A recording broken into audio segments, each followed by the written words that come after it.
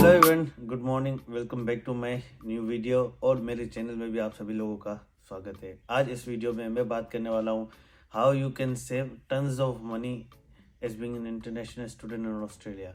आप इतने सारे पैसे कैसे सेव कर सकते हो अगर आप ऑस्ट्रेलिया में रह रहे हैं। ये सब कहने की बातें, आप जितना अर्न करते हैं ना उसमें ज़्यादातर परसेंटेज तो आपके एक्सपेंसेस में ही चला जाता है, तो आपके पास इतनी इनकम बचती ही नहीं है। अगर हम अभी रिसेंट अपडेट्स की बात करें, क्योंकि आपके पास वर्क रेस्ट्रिक्शन है तो आप 24 आवर से ज़्यादा काम नहीं कर सकते, तो आपकी जितनी इनकम है उतना तो लगभग आपके एक्सपेंसेस ही हो जाते हैं, तो आपके पास इतनी इनकम तो बचती ही नहीं है पीछे। तो आज इस वीडियो में हम बात करेंगे कि आप कैसे अपने एक्सपेंसेस को मिनिमाइज कर सकते हैं, क्योंकि यही एक तरीका है जो कि अभी हम आजमा सकते हैं। बाकी ज़्यादा इनकम का तो समर ब्रेक्स में देखेंगे, फिर मैं आपको बताऊंगा वो फिर हम कैसे सेव कर सकते हैं। लेकिन अभी हम उन चीज़ों पे बात करेंगे जिससे आप अपने एक्सपेंसेस मिनिमाइज कर सकते हैं और जो इनकम आपके पास बचती है उसे आप कैसे सेव कर सकते हैं। तो ज़्यादा टाइम वेस्ट नहीं करते, वीडियो को शुरू करते हैं। सबसे पहली जो मेन चीज़ है, आपको अपने एक्सपेंसेस को ट्रैक डाउन करना है कि आप कहाँ कहाँ पर एक्सपेंस कर रहे हैं। जैसे फॉर इंस्टेंस आपकी इनकम आती है आपके बैंक अकाउंट में, उसी इनकम में से आपके पैसे कहाँ कहाँ जा रहे हैं, इस चीज़ का आपको ख्याल रखना है। क्योंकि यहाँ पर आपके स्टूडेंट्स काफ़ी सारी सब्सक्रिप्शंस ले लेते हैं, और जैसे कि जिम हो गया, ऑनलाइन प्लेटफॉर्म्स की काफ़ी सारी ले लेते हैं, तो उसके बाद जो ना उनको आइडिया नहीं रहता और उनके पैसे वीकली, मंथली या एनुअली कटते रहते हैं। तो उस चीज़ का आप लोगों को ख्याल करना है। आपको अपने ये वाले एक्सपेंसेस इंक्रीज नहीं करने। इनिशियली जब आप यहाँ आते हैं तो आपके जो नेसेसिटीज़ या मेन एक्सपेंस होते हैं ना, पहले आपको उन पे फोकस करना होता है। इसके बाद जब आप ट्रेक डाउन कर लें तो उसमें से सबसे जो मेन या ज़्यादा एक्सपेंस वाला पार्ट होगा वो होगा आपका रेंट का, क्योंकि रेंट का अमाउंट काफ़ी ज़्यादा होता है जो कि हम वीकली पे करते हैं। वीकली इतना ज़्यादा होता है तो मंथली एक्यूमुलेट होकर आपका मतलब अराउंड 1000 के करीब हो जाता है। जैसे कि हम स्टूडेंट अकोमोडेशन में रहते हैं या फिर अलग से बाहर रहते हैं तो हमें 200 टू 220 या 250 तक हमें रूम मिलता है। मतलब 180 से लेकर 250 तक हमें जो है ना रूम मिलता है अगर हम बाहर अकोमोडेशन लेते हैं, जो कि एक्सपेंसिव है। लेकिन इसका हल ये है कि अगर आप यहाँ पर आते हैं तो आप कोशिश करें यहाँ पर अपने यूनिवर्सिटी में फ्रेंड्स बनाएं। अगर आपके फ्रेंड्स नहीं बनते तो फेसबुक ग्रुप पे आपको काफ़ी सारे लोग मिल जाएंगे जो अकोमोडेशन से रिलेटेड आपसे जो है ना कांटेक्ट कर सकते हैं। 4-5 जनों को ढूंढें या फिर यूनिवर्सिटी वाले कोई दोस्त बनाएं, उनके साथ मिलकर आप 4-5 जो स्टूडेंट्स है वो मिलकर एक यूनिट लीज पर ले लें। इससे क्या होगा कि आप लोगों के एक्सपेंसेस काफ़ी सारे कम हो जाएंगे। जैसे कि 3 बेडरूम वाला यूनिट लेते हैं वो आपको अराउंड मिल जाता है यहाँ पर 500 के करीब, और उसमें आप शेयरिंग में अगर रहते हैं तो 2 पर्सन पर रूम रहेंगे तो ये आपका 500 6 पीपल्स में डिवाइड हो जाएगा। तो इससे आप अंदाज़ा लगा सकते हैं कि आपका रेंट कितना कम हो जाता है। अब जो नेक्स्ट थिंग आती है हमारे बिल्स में हमारी सारी चीज़ें इंक्लूड हो जाती हैं, water, gas, electricity, wifi bill. ये जो बिल हैं जो कि आप शेयरिंग में भी कर सकते हैं अगर आप घर में रह रहे हैं अपने इन दोस्तों के साथ, तो ये बिल्स भी आप सब में डिवाइड हो जाएंगे, जो कि बिल्कुल कम अमाउंट आएगी अगर आप जो है ना 5-6 स्टूडेंट्स एक साथ इकट्ठे एक यूनिट लीज करके रहेंगे तो।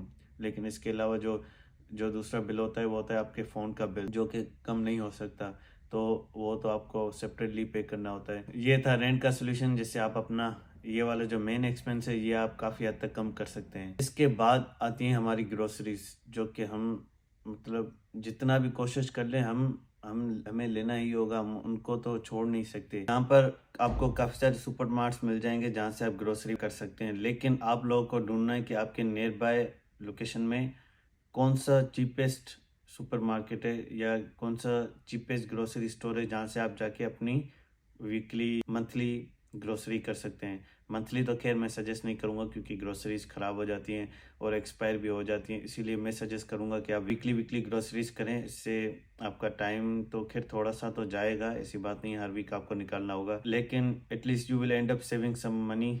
अब मैं बात करता हूँ ट्रांसपोर्ट की। ट्रांसपोर्ट में अब कुछ स्टूडेंट्स पब्लिक ट्रांसपोर्ट प्रेफर करते हैं, कुछ स्टूडेंट्स अपनी पर्सनल कार प्रेफर करते हैं। अब दोनों के अपने अपने फ़ायदे हैं, दोनों के अपने अपने नुकसान हैं। मैं इस डिस्कशन में नहीं जाऊंगा कि आपको कौन सी ज़्यादा यूज़ करनी चाहिए। मैं ये सजेस्ट करूंगा जो आपको फीजिबल ट्रांसपोर्ट लगती है आप वो यूज़ करें। मुझे कभी कभार पब्लिक ट्रांसपोर्ट फीजिबल लगती है, मैं वो यूज़ करता हूँ। कभी कभार मुझे पर्सनल कार वाली ट्रांसपोर्ट फीजेबल लगती है तो मैं वो यूज़ करता हूँ। अब जिन स्टूडेंट्स के पास अपनी पर्सनल कार है, उन स्टूडेंट्स के लिए पेट्रोल एक सबसे ज़्यादा अमाउंट जो है ना वीकली या उनकी कार रनिंग पे डिपेंड करता है, लेकिन सबसे ज़्यादा उनका पेट्रोल ही लग जाता है अगर उनकी ज़्यादा ट्रांसपोर्ट है तो। इसमें एक जो चीज़ है मैं आपको कहना चाहूँगा वो ये है कि यहाँ पर ऑस्ट्रेलिया में हर ट्यूसडे को आप ओवरऑल डे से कंपेयर करेंगे तो पेट्रोल की प्राइसेस कम होती हैं। और यहाँ पर एक 7-Eleven पेट्रोलियम पंप है जिसकी एक एप्लीकेशन है, अगर आप उसको इंस्टॉल करते हैं तो उसके अंदर एक ऑप्शन है जिसमें आप अपना फ्यूल लॉक कर सकते हैं। मतलब जिस भी टाइम आपको अगर लगता है कि पेट्रोल की प्राइसेस कम हैं तो आप उसी टाइम अपने ऐप में लॉक कर सकते हैं उसकी प्राइस, और जो प्राइस आप लॉक करते हैं वो आप पूरे वीक में जो भी 1 वीक का टाइम होता है उसके अंदर कभी भी उसको रिडीम कर सकते हैं। उसी प्राइस पे आप पेट्रोल डलवा सकते हैं अपनी कार में। तो ये से वन टाइम आप रिडीम कर सकते हैं एवरी वीक। तो कोशिश करें ट्यूसडे को आप अपना फ्यूल लॉक लगा लिया करें, फिर आप उसे वीक में किसी भी दिन रिडीम कर सकते हैं। और इस लॉक के अलावा आपको पेट्रोलियम के लिए एक और डिस्काउंट भी मिल सकता है, जैसे कि फॉर इंस्टेंस अगर आप यहाँ पर ऊबर ईट्स ड्राइवर हैं तो आप अपनी 1000 या 1200 डिलीवरी से अगर कंप्लीट करते हैं तो आपको 1000-1200 नहीं, मतलब 1000-1200 या 1500 अगर आप पॉइंट्स कंप्लीट करते हैं ऊबर में तो वो आप लोगों को एक बीपी पेट्रोलियम पंप है, बीपी रिवॉर्ड्स आपको देता है। तो वो एक कोड होता है जिससे आप जब भी पेट्रोल डलवाने जाएंगे तो उसमें आपको कभी 10 सेंट का डिस्काउंट मिलता है, कभी 5 सेंट का मिलता है, कभी 6 सेंट का मिलता है। तो जैसे मेरी $66 में पेट्रोल की जो टैंक है वो फुल हो जाती है, लेकिन मैं वो जब डिस्काउंट यूज़ करता हूँ स्कैनर तो मुझे $4-5 का जो है ना ऑफ मिल जाता है, और मैं कभी 60 पे करता हूँ, कभी 61, कभी 62। तो इससे भी आपके थोड़े थोड़े पैसे ऐसे सेव होते हैं। और जो स्टूडेंट्स पब्लिक ट्रांसपोर्ट प्रेफर करते हैं वो भी इसमें डिस्काउंट ले सकते हैं, जैसे कि वो किसी भी यूनिवर्सिटी में या इनरोल्ड होते हैं तो आप अपनी यूनिवर्सिटी की वेबसाइट पे जाएं, आपका जो पोर्टल बना होता है तो वहाँ पर आप अपना ये ट्रांसपर्थ आईडी जो आपकी होती है कार्ड की वो जाके उसमें लिखेंगे तो आप स्टूडेंट डिस्काउंट के लिए एलिजिबल हो जाएंगे। और फिर मेरे ख्याल से वहाँ से कोड निकलता है जो कि आपको ट्रांसपर्थ ऐप में डालना होता है, फिर आप जो है ना स्टूडेंट डिस्काउंट अवेल कर सकते हैं। ये यूजुअली जैसे अगर किसी ट्रिप की $5 से $6 अपनी कॉस्ट है तो वो आपको 4-4.5 डॉलर आपकी पड़ेगी। तो इतना ज़्यादा डिस्काउंट नहीं मिलता, लेकिन थोड़ा थोड़ा भी आपको मिलता है। तो बूंद बूंद से दरिया बनता है, तो फिर क्यों नहीं आप थोड़ा थोड़ा सेव करेंगे तभी तो एंड में जाके इतना सम अप होगा अमाउंट का। तो अगर आप फ्रीक्वेंट ट्रेवलर हैं पब्लिक ट्रांसपोर्ट का तो आप लोगों को तो इस चीज़ को अवेल करना चाहिए, क्यों नहीं। यहाँ पर आपको काफ़ी चीज़ों में स्टूडेंट डिस्काउंट्स मिलते हैं, जैसे कि आप अगर एप्पल के प्रोडक्ट्स लेते हैं, आप नाइकी वगैरह में मतलब कहीं से भी कुछ चीज़ें लेते हैं, आपको एक यूनिडेज ऐप भी मिल जाता है जहाँ से आप डिस्काउंट अवेल कर सकते हैं। और काफ़ी सारी चीज़ें जिनमें आपको कंसेशन मिल जाता है। तो अगर आप स्टूडेंट हैं यहाँ पर तो इन चीज़ों का फ़ायदा उठाएं, और इन चीज़ों से आप लोगों का ही भला है, आपके पैसे ही सेव हो रहे हैं और किसी के नहीं हो रहे।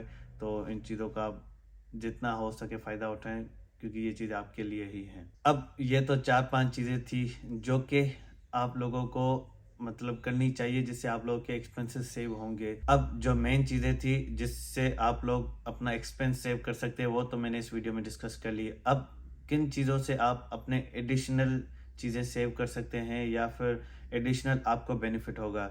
फॉर इंस्टेंस अगर आपको यहाँ पर क्रेडिट कार्ड का एक्सेस मिल जाता है, मतलब स्टूडेंट्स को यूजुअली नहीं मिलता, लेकिन अगर आपको मिल जाता है तो आप कोशिश करें कि आपके जितने भी इनकम हैं वो क्रेडिट कार्ड से करें पे, और अपना लेकिन ये कोशिश करें क्रेडिट कार्ड की जो पेमेंट की ड्यू होती है ड्यू डेट से पहले आप पे कर लें, वरना फिर उल्टा आप पे ही ये चीज़ भारी पड़ जाएगी।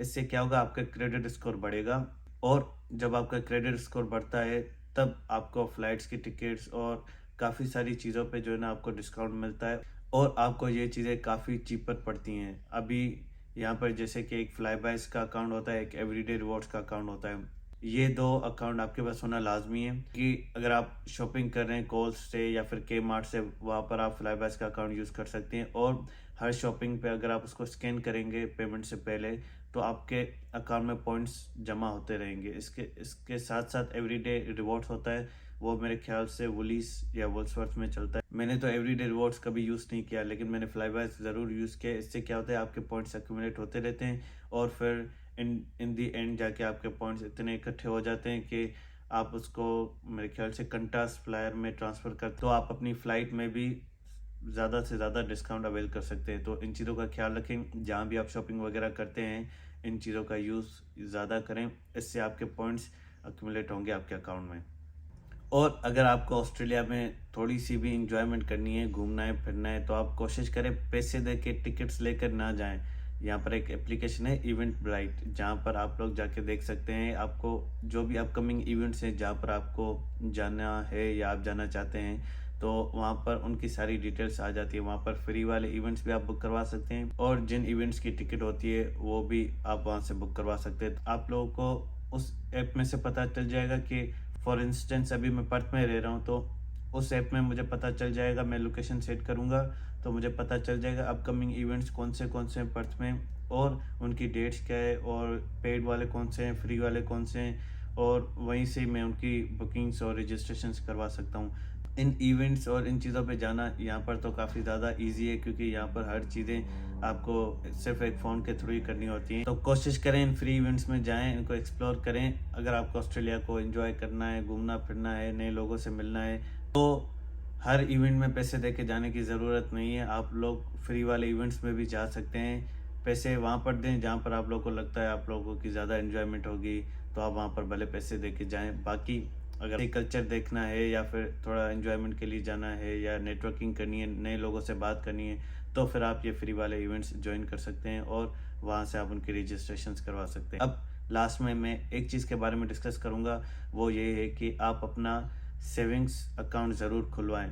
फॉर इंस्टेंस कॉमनवेल्थ बैंक में मेरा अकाउंट है, तो आपके पास यहाँ पर 2 अकाउंट लाजमी होते हैं, एक स्मार्ट एक्सेस होता है, एक अपना सेविंग अकाउंट खुलवा लें। स्मार्ट एक्सेस में आपकी वो पेमेंट होती है जो कि आप इंस्टेंट करें, मतलब यहाँ पर टैप वाला सिस्टम चलता है, आप कार्ड से भी टैप करते हैं, फ़ोन से भी टैप करते हैं। तो आप लोगों के पास इंस्टेंट अकाउंट में इतने पैसे होने चाहिए कि आप अपने एक्सपेंसेस निकाल सकें, और बाकी जो भी आपकी रिमेनिंग अमाउंट है वो आप अपने सेविंग अकाउंट में रखें। और वो इसलिए, एक तो आपको उसमें इंटरेस्ट मिलता है, इंटरेस्ट इतना ज़्यादा नहीं होता, लेकिन जितना भी मिलता है ना होने से कुछ तो बराबर है, तो एक तो आपको उसमें थोड़ा सा इंटरेस्ट मिलता है। अब दूसरी चीज़, जैसे कि यहाँ पर सिर्फ टैप वाला सिस्टम है, तो फॉर इंस्टेंस आपका कार्ड कहीं पे खो जाता है, तो आप लोगों को मुश्किल होगी किसी को रोकने में कि वो आपके कार्ड से पेमेंट ना करें, और जब तक आप बंद करवाएंगे क्या पता वो तब तक खाली हो चुका हो। इसीलिए स्मार्ट एक्सेस में आप अमूमन कम पैसे रखा करें जो कि आपके सिर्फ एक्सपेंस के लिए ही काम आए, और बाकी जो भी आपके पैसे हैं वो आप सेविंग्स अकाउंट में ट्रांसफ़र कर दें एट द मोमेंट। तो इससे क्या होगा कि आप एक तो सिक्योर होंगे, आप एक सेफ होंगे, प्लस में आप उतना ही एक्सपेंस करेंगे जितना आपका स्मार्ट एक्सेस अकाउंट में होगा, क्योंकि फिर आप लोग ये तो नहीं सोचेंगे कि ये चीज़ कर रहा हूँ तो फिर सेविंग अकाउंट से स्मार्ट एक्सेस में ट्रांसफ़र करूँ फिर पे करूँ। तो इससे अच्छा ये है कि स्मार्ट एक्सेस में जितने पैसे हैं उनसे काम चलता है तो ठीक है, वरना फिर छोड़ दो। तो इससे आप अपने ज़्यादा एक्सपेंस भी नहीं करोगे और आपके पैसे भी साइड में सेव होते रहेंगे। तो कोशिश करें जितनी आपकी इनकम आती है आप उसका 10% या जितना भी आप लोगों को लगता है आपके काम का नहीं होता वो अमाउंट, वो आप अपने सेविंग अकाउंट में रख लें और उसको भूल जाएं, उनको एक्सेस करें ही ना। और फिर जितने आपके पास पैसे बचते हैं उससे आप अपने एक्सपेंसेस वगैरह निकालें और फिर आपका काम चल जाएगा यहाँ पर। और जो सेविंग में होते हैं वो आपके फिर इमरजेंसी फंड्स वगैरह में काम आ जाते हैं। इन केस अगर फ्यूचर में आप लोगों के पास कोई भी इमरजेंसी वगैरह आ जाती है तो आप लोगों के पास इतने फंड्स होने चाहिए कि आप उनको कवर कर सको या हैंडल कर सको। तो ये सारी चीज़ें थी जो मुझे आज इस वीडियो में डिस्कस करनी थी, और आई होप कि आप लोगों को सारी चीज़ें क्लियर हो गई होंगी ऑस्ट्रेलिया में एक्सपेंसेस के हवाले से, क्योंकि यहाँ पर आपकी जितनी इनकम आती है वो तो तकरीबन आपके एक्सपेंसेस में ही चली जाती है, लेकिन कुछ चीज़ें जिनके थ्रू आप यहाँ पर अपने वो वाले एक्सपेंसेस भी सेव कर सकते हैं, और जितना अमाउंट आपके पास बचता है उसको आप फर्दर कैसे सेव करें। तो मैंने सारी चीज़ें तो कवर कर ली हैं और आपको हर चीज़ के बारे में बता दिया आप कैसे इन चीज़ों का ख्याल कर सकते हैं। और यही थी आज की वीडियो। आई होप कि आपको अच्छी लगी होगी। If you did please give this video Thums up. I will see you guys in the next video. तब तक के लिए बाय बाय।